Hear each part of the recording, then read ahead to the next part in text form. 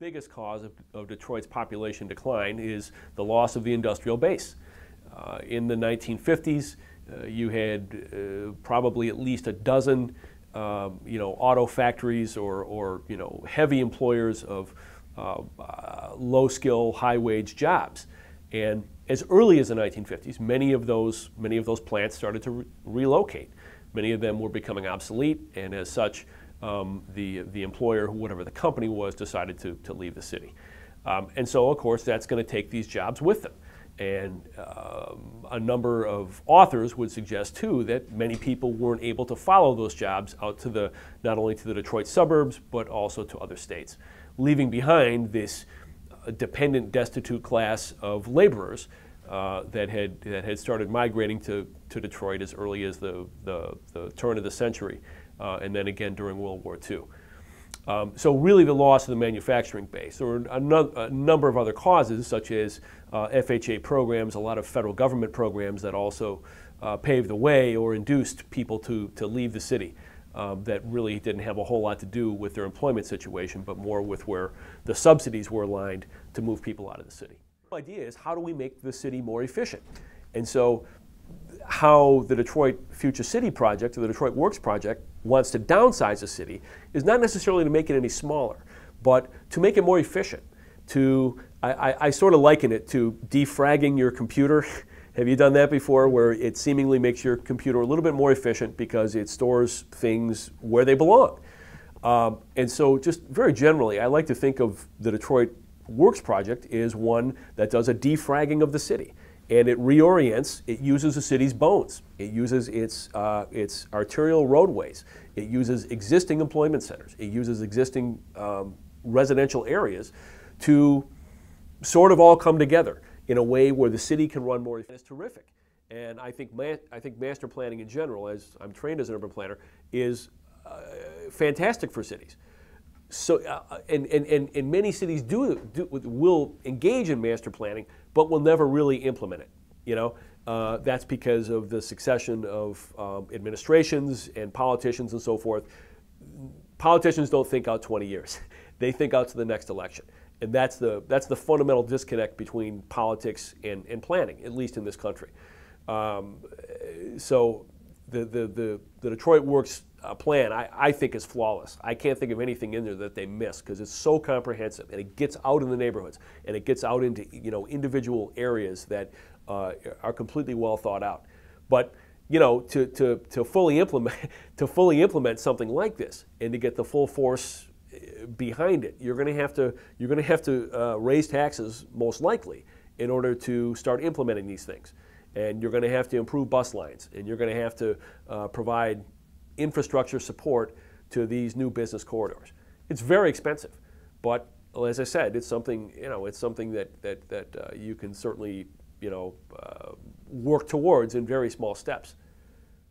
347 pages, this document detailing the strategic framework. Planners hope the document serves as a blueprint for Detroit's future. Detroit Future City is a vision for reimagining Detroit over the next 50 years. The Kresge Foundation is endorsing the plan with a huge investment. What we're going to do over the next 5 years is dedicate every single dollar that we spend in Detroit to this plan. So today we're committing $150 million to the implementation of this plan. This is not about our administration. It's about us. Mayor Dave Bing got the ball rolling more than 2 years ago. Conversations with community stakeholders followed, and planners have now put the finishing touches on a comprehensive plan to move the city forward. The work really starts today. We planned for 2 years. We've got a lot of recommendations. We got a lot of data. And now we're ready to move forward. 5 key points of the Detroit Future City strategic framework can be defined in a few different ways. First is that there are 5 main planning elements for the framework. It includes economic growth, land use, city systems, our neighborhoods, essentially quality of life, and then also our land and building assets. Those are the 5 planning elements that form the superstructure of the project itself. It's the intersection between each of those that actually fosters opportunity for change, for transformation. the correlation between joblessness and property crime is very well known, right? So for Detroit Future City, one of our implementation priorities is to employ more Detroiters. Today, 25 to 64-year-old folks, the majority of those folks, a little over 50%, are not part of the active labor force. 4 people for every single job, that is a huge outlier compared to other major cities. We simply do not have enough jobs here for Detroiters. And that's got to change. We have to provide more employment opportunity. We have to recognize also that while many employment opportunities in the city continue to grow, and it's fantastic, where we have 12,500 new jobs in the last 2 years in downtown alone, you know, not all of those jobs are accessible to all Detroiters. We've got a lot of different skill sets here, right? And we need to think about that, and we need to make sure that we can get more Detroiters employed, because as they do that, you're going to see changes in issues relative to property crime and other things. Green spaces that we included in the strategic framework, whether in high vacancy areas or moderate vacancy areas, will begin to mitigate stormwater runoff, provide open space for recreation, help to clean the air and clean the water as it does this, and do a whole host of other things. It's called a combined sewer overflow system, which means that we combine sanitary waste that comes out of the building with the stormwater rainfall that comes in the street through the catch basin. We combine that and take it all to one facility to actually treat it, process it, and put it back out, in our case, into the Detroit River. Now, that can work, but if you get more rainfall, if you get a little over half an inch, you actually overwhelm the processing facility, and it has to do a direct discharge to the river before it can actually treat all that water. So you end up actually deploying raw human waste into the river. Given the fact that we live on 20% of the world's fresh water supply and 88% of the U.S. fresh water supply, we feel that we as citizens in the city of Detroit should be held to a bit of a higher standard as a steward for that resource. It's a global resource.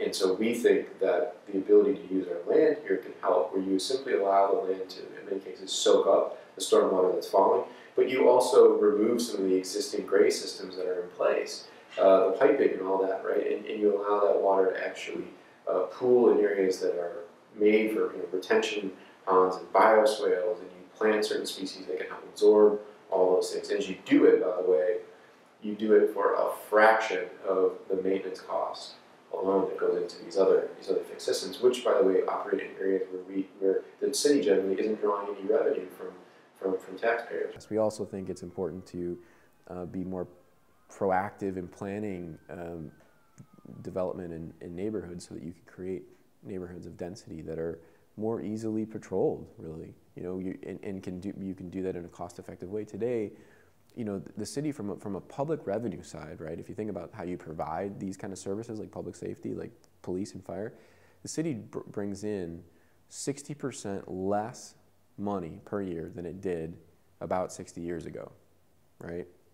Now, the city is 100% of the size that it ever was.